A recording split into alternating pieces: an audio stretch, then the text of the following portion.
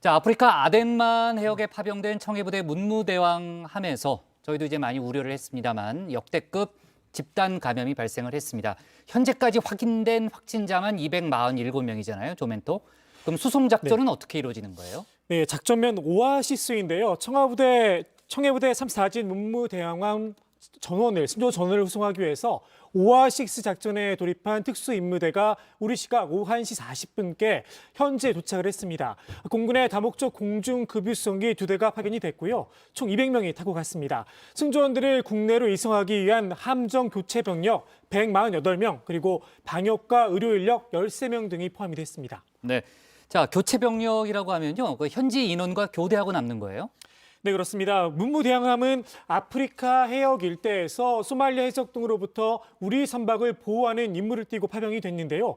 임무 수행 공백을 막기 위해서 현지 승조원들을 전원 국내로 복귀시키고 교체 병력이 현지에 남게 되는 겁니다.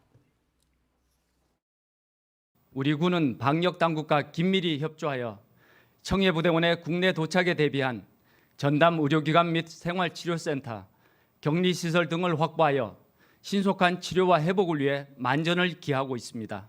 우리 군의 다목적 공중급유 수송기가 현지에 도착하여 관련 국가와 긴밀히 협력한 가운데 청해부대 34진의 신속한 복귀를 준비하고 있습니다.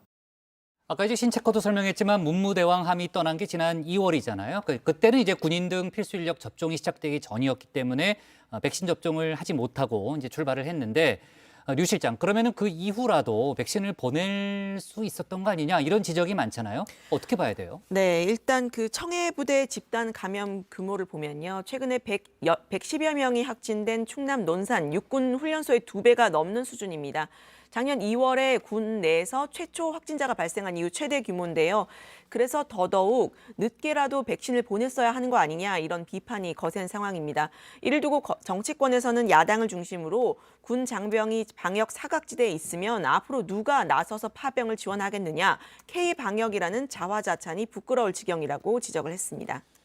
그러자 여당은 즉각 반박했는데요. 이소영 민주당 대변인은 백신 접종을 검토는 했지만 백신 이상 반응 발생 시에 응급 상황 대처가 좀 어렵고 초저온 냉동고 보관도 어려워서 결국 보내지 못했다면서 정부가 장병들을 버린 것처럼 사실을 호도한 일을 당장 멈추기 바란다라고 말했습니다.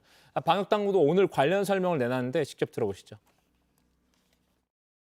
비행기를 통해서 백신을 보내야 되고 또 백신의 그 유통에 대한 문제나 이런 부분들이 어렵다라고 판단이 돼서 백신을 공급하지 못한 걸로 그렇게 판단하고 있습니다. 또 배에서의 접종의 안전성이나 이런 부분들을 좀 종합적으로 판단을 해서 검토를 하고 결정을 할 필요가 있는 그런 사안이라고 보고 있습니다.